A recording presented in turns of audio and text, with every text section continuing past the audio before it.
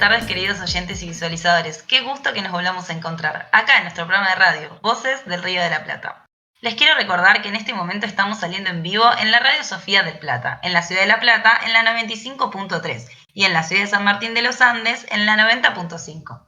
A su vez, en este momento me encuentro acompañada de mi co-conductor y productora general, la genia Danita Fernández Ferro. Y aquí quien les habla, Cata Esquelini. Pero antes de continuar y preguntarle a Ana cómo anda, yo tengo que hacerle una pregunta porque le prometí que le iba a hacer una pregunta. ¿Y dónde más estamos saliendo, Anita? Contame. Muy buenas tardes, Cata, y muy buenas tardes a todos nuestros oyentes y visualizadores. Qué alegría esta pregunta que extrañé durante todos estos meses.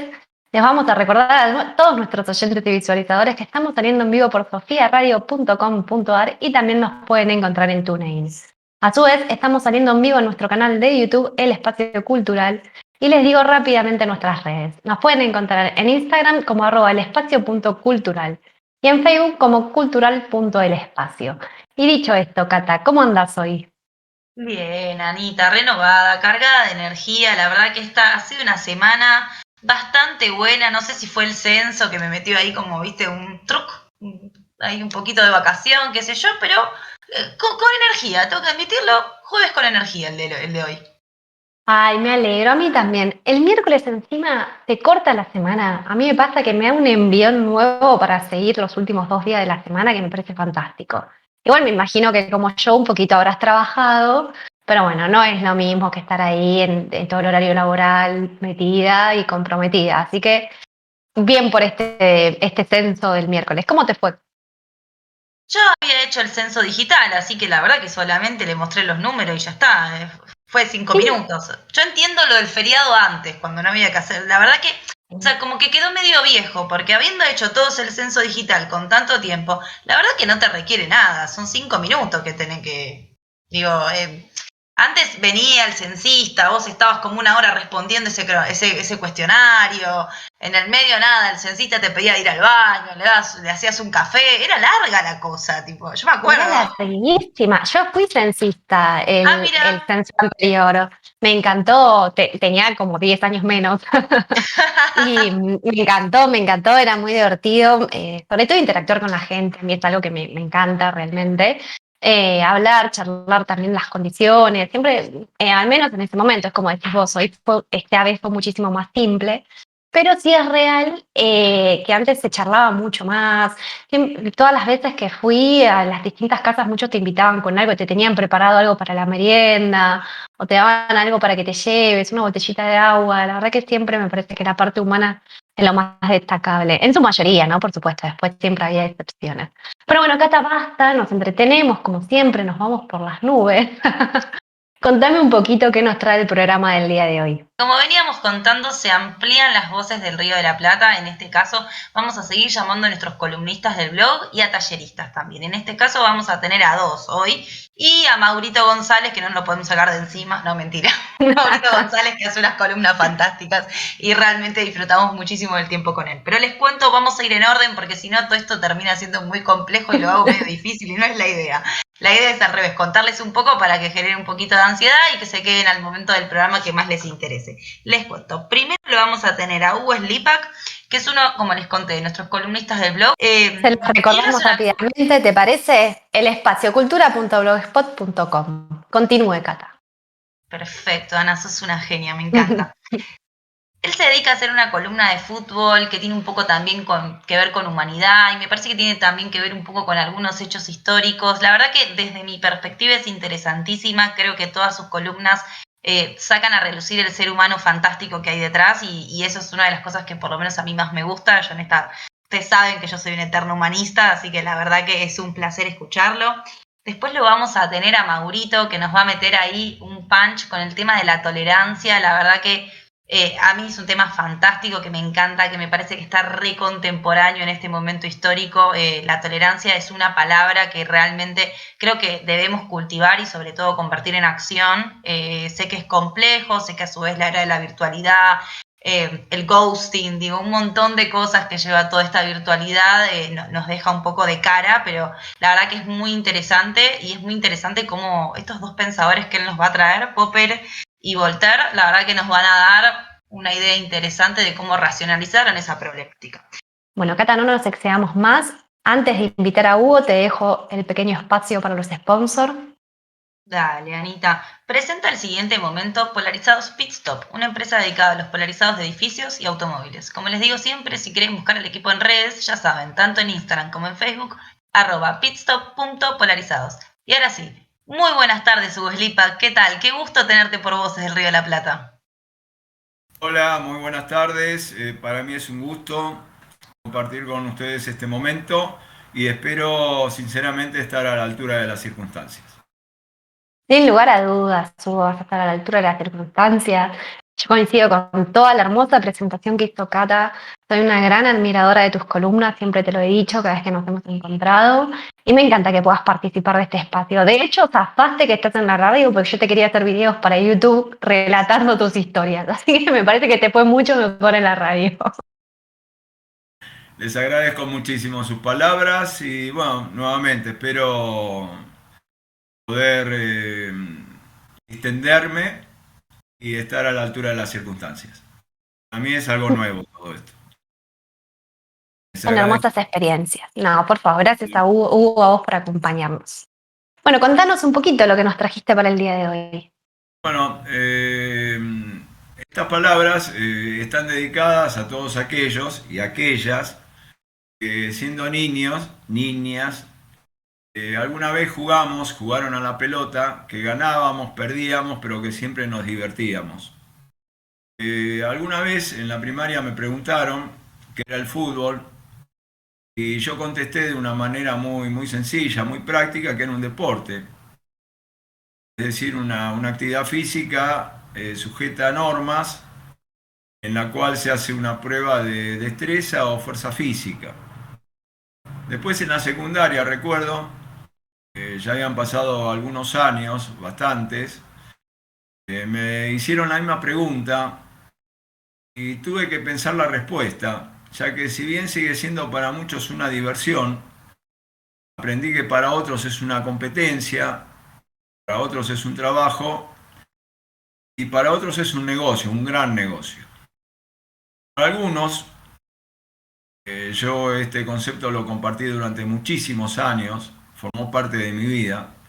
Para algunos es Dios por la devoción que le tenemos como creyentes y por la desconfianza que le tienen muchos intelectuales, sin distinción de signo ideológico o encuadre político. Lo critican tanto desde la izquierda como desde la derecha al fútbol. Algunos piensan que el fútbol es el opio de los pueblos. Algunos han llegado a proclamar a los cuatro vientos que es pan y circo. Otro que es pan sin circo. Acá en nuestro país estamos muy emparentados con la vida de los clubes. Entiendo que nosotros nacimos, al menos en lo particular, y mucha gente que yo conozco ha nacido y los clubes representan para nosotros una segunda familia. Así, por ejemplo, el Club Argentino Juniors nació llamándose Mártires de Chicago, en homenaje a los obreros anarquistas ahorcados un 1 de mayo. Y fue un 1 de mayo, el Día del Trabajador, el día elegido para dar nacimiento al Club Chacarita, que fue bautizado en una biblioteca anarquista de Buenos Aires. Hay decenas de clubes que nacieron con el fútbol, que luego agregaron otras actividades, que fueron fundadas por inmigrantes, personas de las más variadas clases sociales, de los más bajos y de las más altas. Personas todas nobles de corazón, sanas de espíritu, que cayeron en el olvido, que dejaron hasta el último aliento, el último centavo. Fundaron clubes que hoy y siempre alejaron de las tentaciones de la calle a cientos de miles de chicos. Uno de ellos soy yo. Voy a traer a colación una historia familiar que despertó mi amor por el fútbol y que me lo hizo relacionar con otras alternativas de la vida cotidiana que tienen que ver mucho con con todo aquello que amamos, con todo aquello que respetamos. Mi bisabuelo vino de Ucrania, un país que hoy está vino con su pequeño hijo de 6 años en el año 1906. Se venían escapando de los pogromos que se daban en Ucrania cuando imperaba la Rusia zarista. Vinieron de un país lejano, en distancia, historia y tradiciones.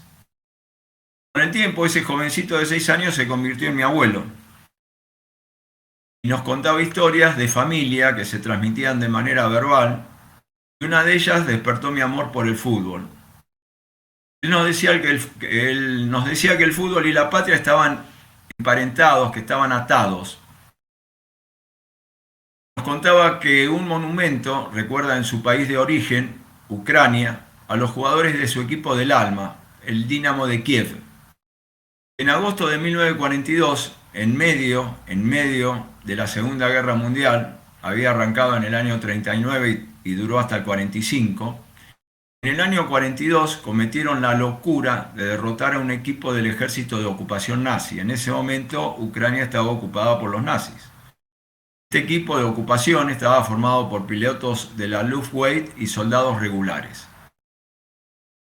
Los jugadores ucranianos eran prisioneros de guerra y los conminaron a jugar un partido de fútbol con la selección del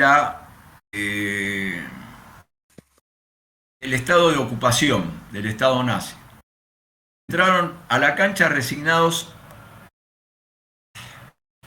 Me emociono y les pido que me disculpen. No, por favor. Entraron resignados a perder, temblando de miedo y de hambre. Pero no pudieron aguantar las ganas de ser dignos. Este partido pasó a la historia como el partido de la muerte. Incluso se hizo una película recordándolo. Estos prisioneros ganaron 5-3. En los días siguientes hubo al menos 5 fusilamientos. Durante el partido le habían dicho que si ganaban el partido los iban a fusilar a todos. Al menos hubo 5 fusilamientos. Pero la historia trágica sigue y resulta que cuando el ejército nazi abandona Kiev por el avance del ejército soviético, todo parecía indicar que el infierno de los futbolistas ucranianos se había acabado, y no fue así. De manera tan injusta como sorprendente, los supervivientes del horror fueron acusados de colaboracionismo por jugar al fútbol con el enemigo en época de guerra.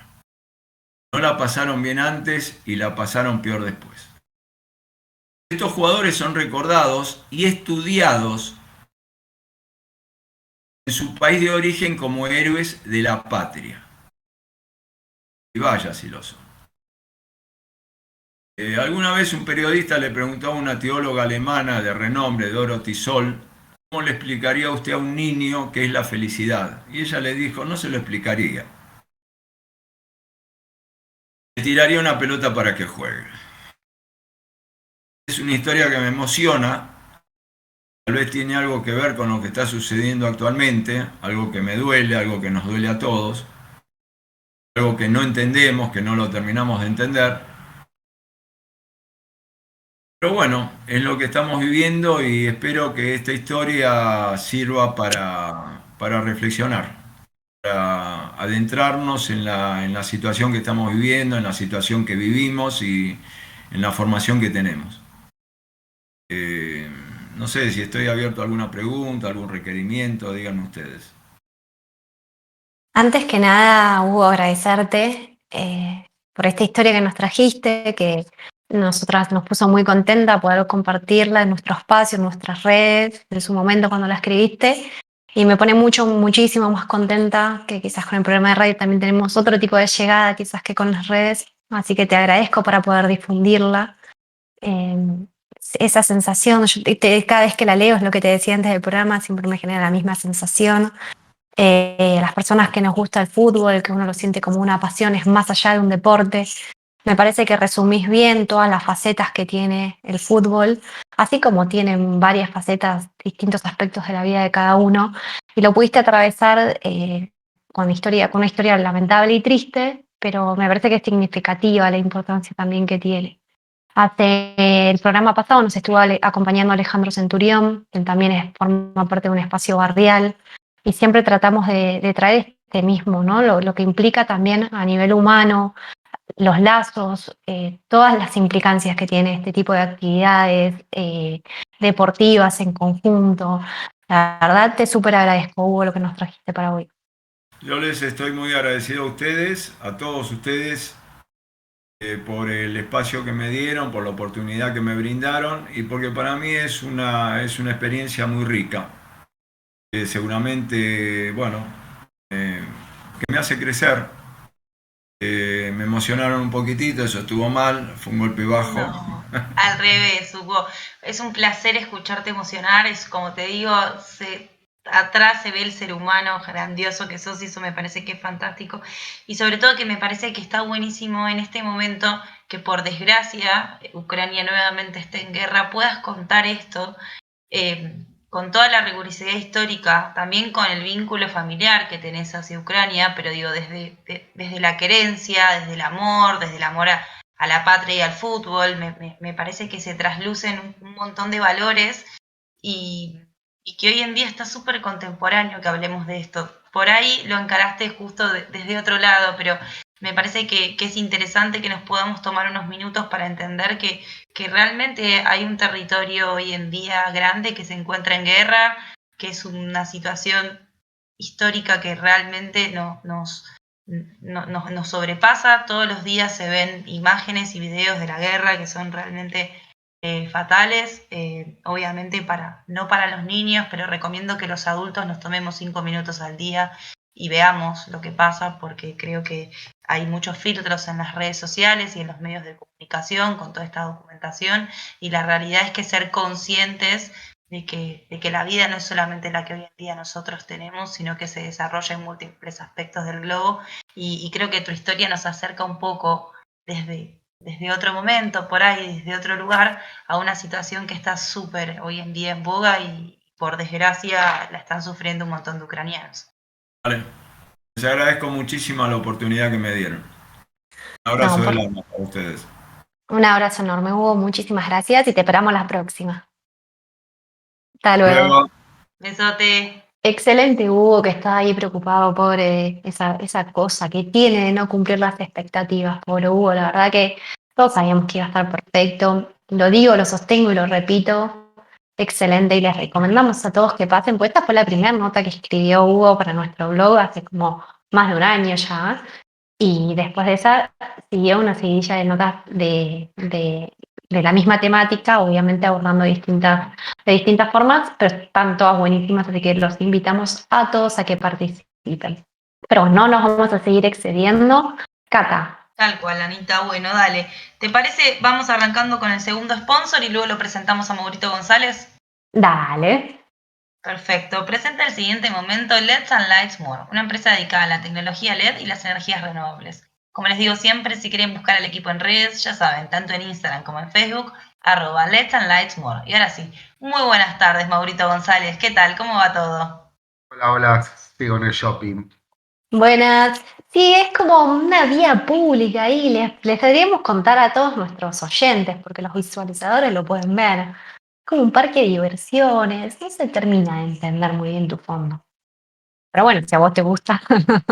Me gusta, sí, sí, me gusta. La verdad que después de la columna que hizo Hugo, de la emoción que le puso, bueno, va a ser medio difícil. Siempre tengo varas altas yo y bueno, la verdad que son todos desafíos.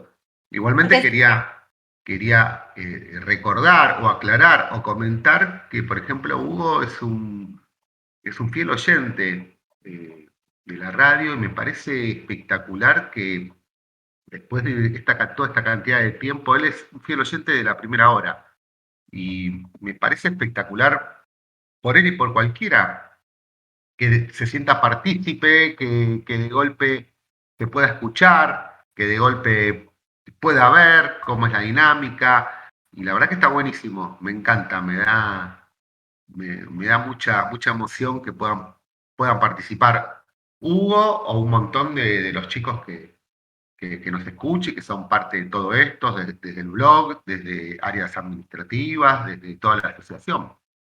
Sí, sí, sin lugar a dudas, sobre todo porque también de forma personal es un desafío, como quizás también lo fue un poco para nosotros, o al menos para mí, nosotros o yo no soy locutora, es un desafío también plantearse, estar enfrente de la radio, con los compañeros, siempre es una buena experiencia. Y la verdad que estuvo excelente, Hugo, así que muchas felicidades para él. Bueno, Maurito, ¿qué nos trajiste para el día de hoy?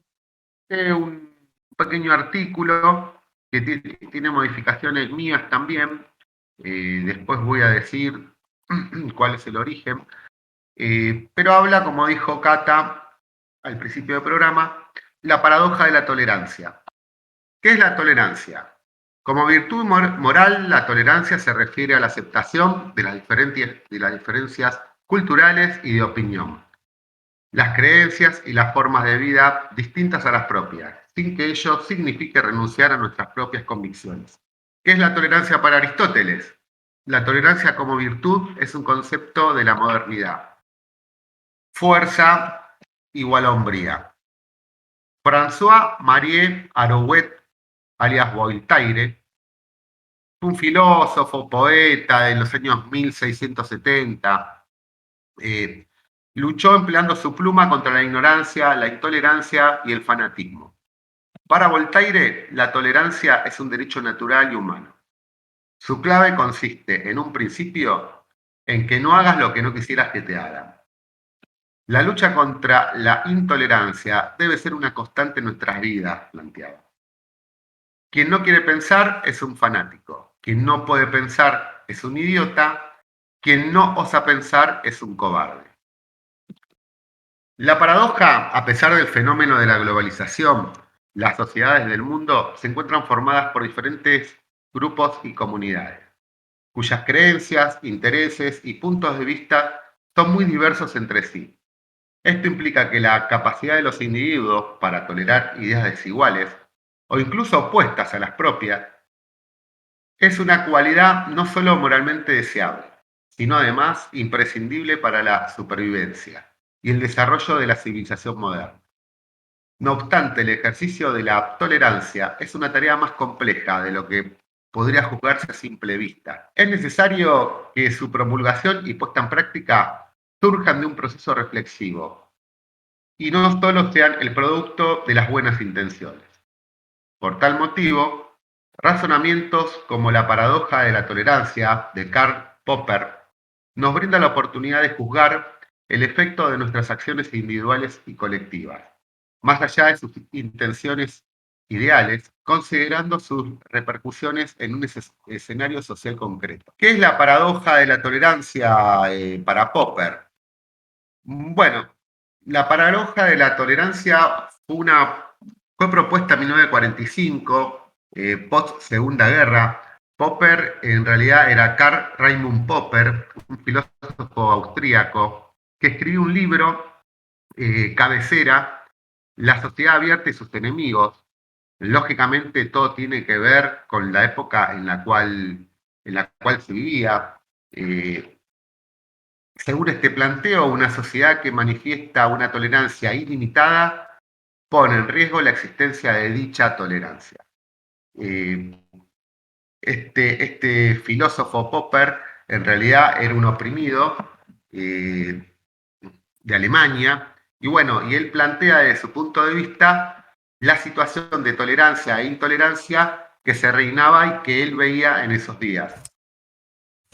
Esto debido a que extender dicha indulgencia total de los o las intolerantes significaría darle la oportunidad de destruir a los tolerantes y con ello la tolerancia en sí. Básicamente la paradoja de Popper se traduce en el hecho de que si nos mostramos entera e ilimitadamente tolerantes, toleraríamos también toda clase de abusos, injusticias o crímenes, bajo la bandera de la tolerancia absoluta. De ahí la paradoja, que no es posible ser tolerante con los intolerantes. Ejemplo de la paradoja de tolerancia de Popper. Pensemos, por ejemplo, en un grupo extremista que promueve el odio hacia un colectivo social, bajo un principio de tolerancia universal e incondicional. Se podría pensar que la manifestación pública de estas ideas contrarias a los derechos humanos deberían ser toleradas. Y la verdad que ya que todos tienen supuesto derecho a expresar sus ideas, ¿cómo nos moveríamos? ¿Qué nos plantearíamos? No obstante, la promoción de este tipo de discriminación implica el fenómeno de la intolerancia, lo que sería un atentado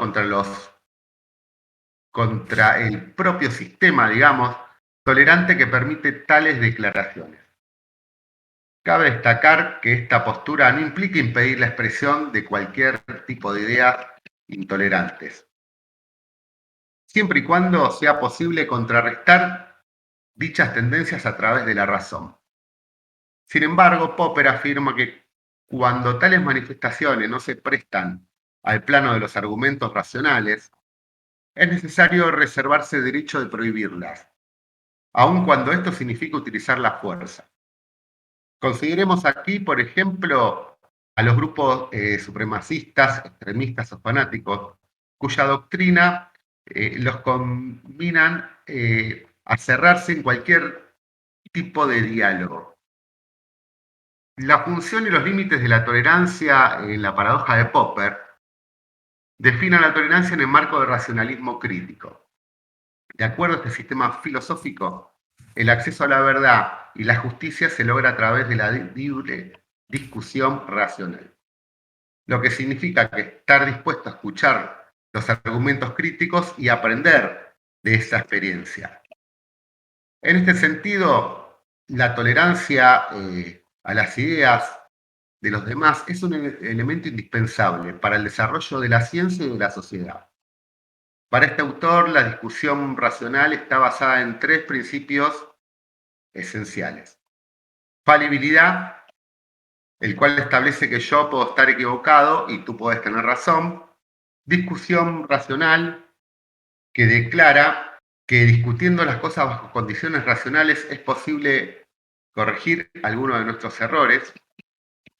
Y aproximación a la verdad, el cual asegura que si todos discutimos bajo condiciones de racionalidad, entre todos será posible acceder a una verdad. De esta forma, la tolerancia implicaría el reconocer al otro como alguien potencialmente igual, con quien puede discutirse de manera racional para acceder a la verdad.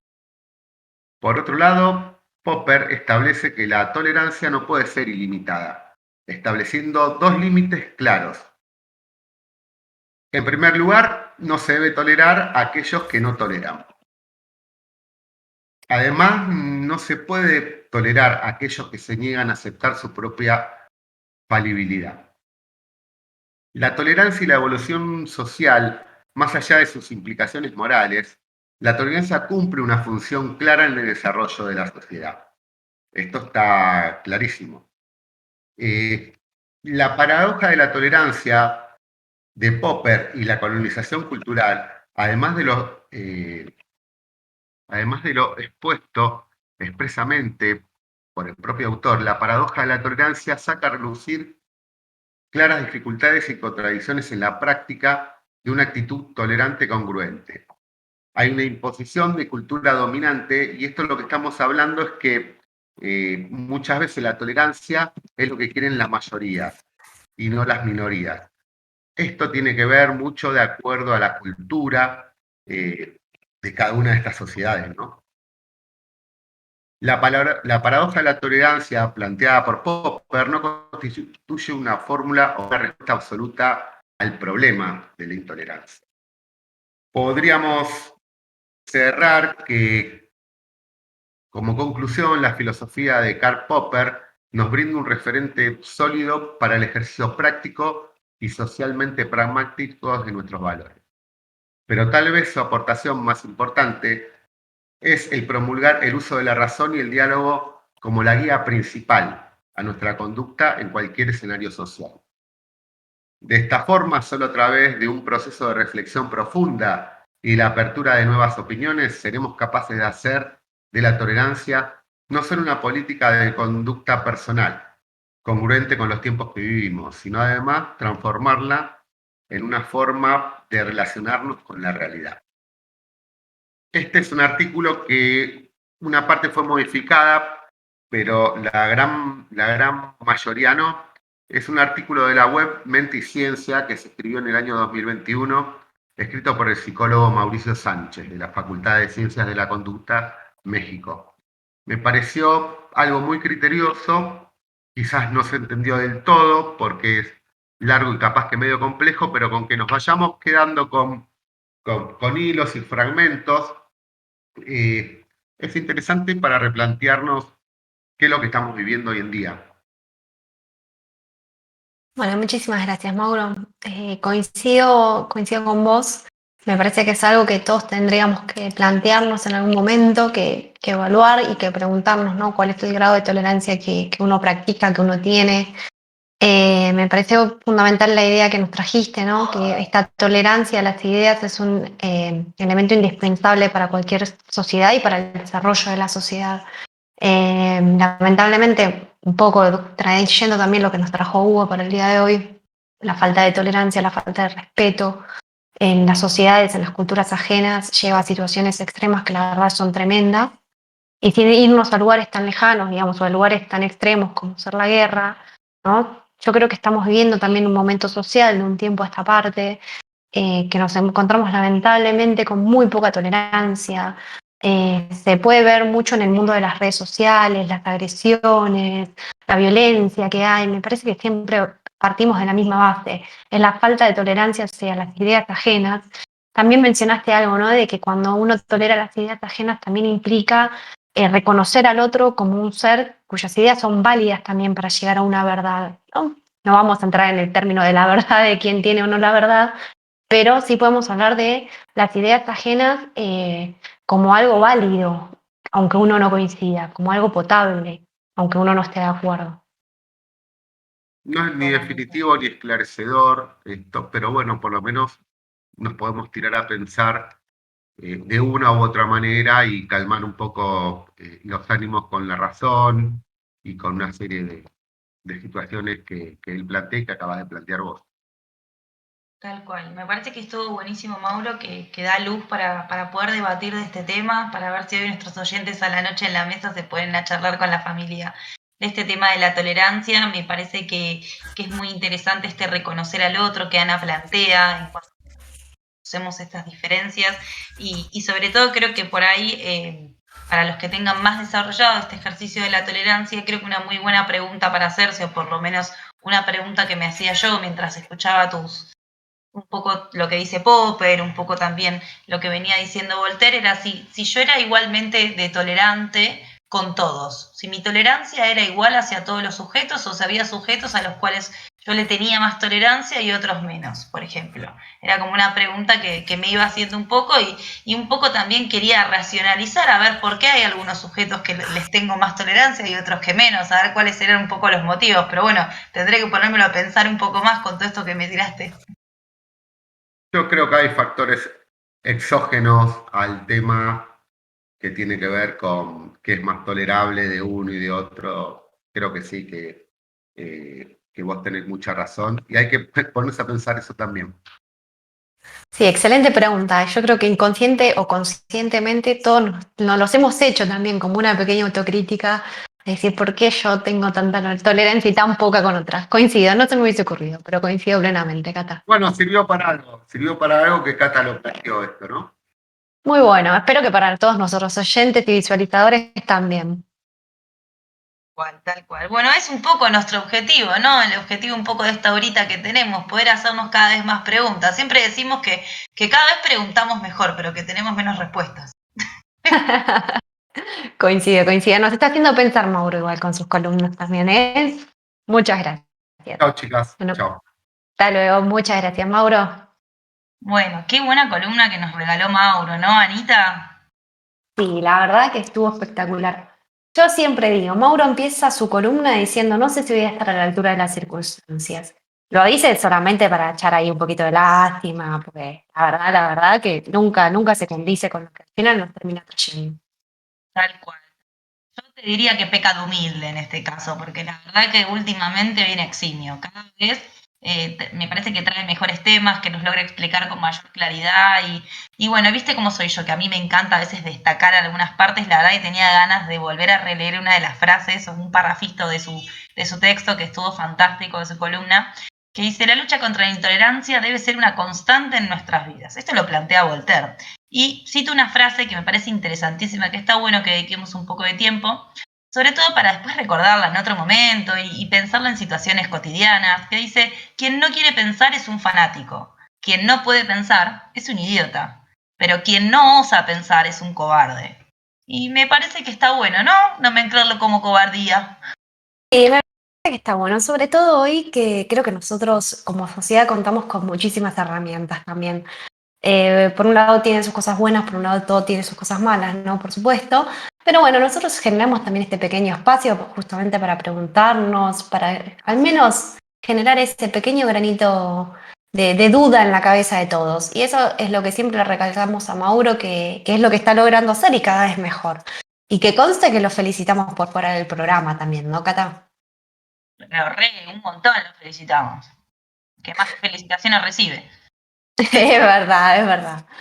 Bueno, y ahora vamos a dedicar con Cata este pequeño y último bloque del programa de radio para hablar de un tema que para nosotras es fundamental, es muy importante y tiene que ver con que esta semana, el 17 de mayo, se celebró el Día Internacional contra la Discriminación por orientación sexual e identidad de género. ¿No es así, Cata? Exactamente, Ana. Hace un par de años, más exactamente el 17 de mayo de 1990, la Asamblea General de la Organización Mundial de la Salud eliminó la homosexualidad de la lista de enfermedades mentales, terminando así con casi un siglo de homofobia médica y discriminación contra las personas que forman parte del colectivo LGTBI y más.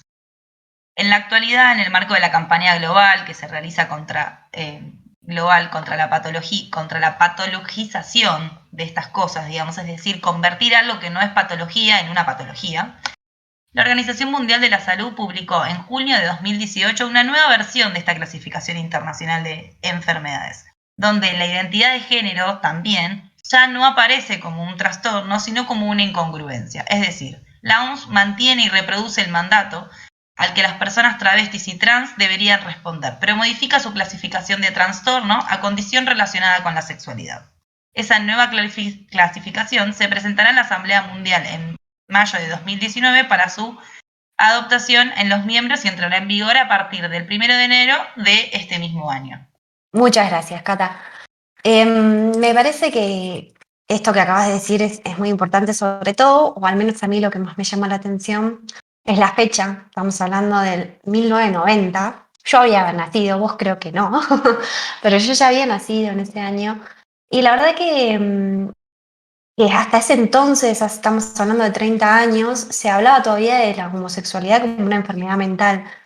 Y sobre todo teniendo en cuenta que a lo largo de la historia se realizaron muchas investigaciones y tratamientos que eran muy violentos, shock eléctricos, era tremendo el tratamiento psiquiátrico que sufrían estas personas a los efectos de ser curados, ¿no? Es tremendo cuando uno lo evalúa y que recién en el año 1990, repito, la Organización Mundial de la Salud quitó la homosexualidad dentro de las enfermedades mentales. También me parece que tenemos que hablar o mencionar cuanto menos que hoy por hoy en muchos países del mundo es ilegal todavía. Está penado la homosexualidad, lo cual es tremendo. Por eso también me parece importante traer estas fechas que siempre hablamos, ¿no? Con Cata cuando fue el tema del Día de la Mujer, los festejos. Y a mí me gusta más la palabra conmemoración. Siempre son fechas importantes para que nosotros nos planteemos, nos preguntemos, estudiemos, hablemos y pensemos, ¿no? También trayendo lo que nos trajo Mauro para el día de hoy, es un día de reflexión por sobre todas las cosas. Tal cual, Anita. Yo creo que si bien este cambio va a significar un avance significativo a partir de este 2022, que realmente vamos a despatologizar, perdón, es una palabra que me cuesta, disculpen oyentes, muchísimo más, se inició un camino, pero la verdad que hoy en día seguimos contando con expresiones de esta índole, sobre todo hacia la comunidad trans y LGTBI. creo que es importante seguir reclamando porque se retiren por completo todas las clasificaciones referentes a la orientación sexual y a la identidad de género. Desde nuestra perspectiva, sobre todo desde la perspectiva del espacio, comulgamos con la diversidad y sobre todo con que exista la misma cantidad de derechos y oportunidades para las personas que tengan distintas orientaciones o distintas formas de expresar su género. Coincido plenamente, Cata. Ya que estamos, también queríamos mencionar acá con Cata sobre una parte también de esta comunidad, que son las personas travestis, transexuales y transgéneros, que podríamos definir como todas aquellas que no se sienten identificadas con el género que les fueron asignados al momento de nacer. Trajimos algunos números, para mí es importante también porque sirve para replantearse, o al menos a mí me sirve. Y en Argentina casi todas las mujeres trans viven en pobreza y en la indigencia. Muchísimas personas trans fueron expulsadas de sus hogares durante su juventud. En general tiene que ver con situaciones de exclusión familiares, en general cuando son menores, ¿no? Hay un informe elaborado por la Asociación de Travestis, Transexuales y Transgéneros de Argentina, junto con la Fundación Huésped, que revela datos de 452 mujeres trans y 46 hombres trans en 7 regiones de Argentina, que da cuenta de la alta incidencia de ideaciones suicidas en personas de este colectivo durante su adolescencia, lo que pone de manifiesto justamente esto que estábamos hablando, de la falta de contención sociofamiliar y de accesos a los servicios de salud que también va a sufrir este grupo. La población trans es estructuralmente pobre porque se encuentra sistemáticamente excluida de los sistemas formales de educación, justamente por esto que estamos hablando de que son muchas veces excluidos de sus hogares. Lo que excluye de los mercados formales posteriormente e informales de trabajo, justamente al no tener estudios secundarios. Y como consecuencia directa de este hecho, el 90% de las mujeres trans subsiste ejerciendo el trabajo sexual. Y como trabajadoras sexuales, estas mujeres están predominantemente expuestas a la violencia, y muchas veces se toma también la forma de violencia policial. De hecho, lamentablemente, en las noticias no es poco frecuente escuchar este tipo de situaciones. Entonces están siempre mucho más predispuestos a estas situaciones de opresión y tienen una esperanza de vida entre 35 y 41 años. Me parece que es tremendo, creo que ya en algunos programas lo hemos mencionado, cuando justamente a lo largo de los años la expectativa de vida de todos nosotros se eleva, que justo lo hablábamos el otro día con Cata también, que hoy es muy común, por suerte, que la gente viva casi hasta los 90 en buenas condiciones de vida. Bueno, esta comunidad tiene una esperanza de vida entre 35 y 41 años. Que, insisto, me parece que es algo para replantearnos entre todos como sociedad. Y bueno, un hecho fundamental en la historia, en la lucha del colectivo, ocurrió en el 2012 con la sanción de la ley 26.743, que es la conocida Ley de Identidad de Género, que reconoce el derecho a la identidad de género, al libre desarrollo de la personalidad y al trato digno y conforme a la identidad de género autopercibida. Bueno, acá lo que tiene de bueno la ley es que sin tener que recurrir judicialmente, cualquier persona que no percibe su nombre que fue asignado de nacimiento lo puede modificar con un simple trámite. Realmente es muy simple, por suerte, el trámite. Yo conozco mucha gente que lo ha hecho y siempre digo lo mismo, cuento la experiencia. Una compañera mía de la facultad, yo estoy en la Facultad de Derecho en la Universidad de Buenos Aires, y ella, cuando era estudiante, lo que pudo lograr fue que no le pongan el nombre de su documento en la lista, sino que le pongan simplemente sus iniciales. Lo cual para uno que no lo piensa o que no se detiene a pensarlo, ¿no? Desde esa perspectiva, digo, nos pasa a todos, quizás uno al no sufrir ciertas situaciones no nos detenemos a pensarlas. Ella me decía que es tremendo que uno se reduzca a unas iniciales, que cuando tomen lista todos le digan su nombre y uno simplemente sea una inicial.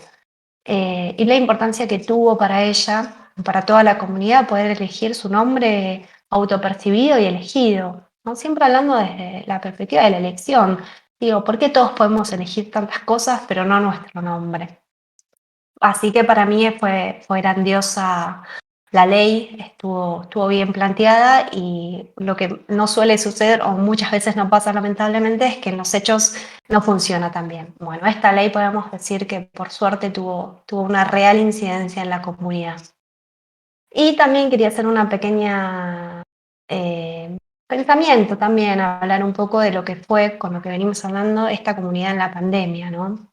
A sabiendas de que el 90%, como se dicen los estudios, son trabajadoras sexuales, en la pandemia justamente la cuarentena implicó que no puedan ejercer su trabajo, lo que también lleva a más indigencia, más pobreza. Digo, muchos grupos la han pasado mal en la pandemia, pero este fue un grupo fuertemente golpeado.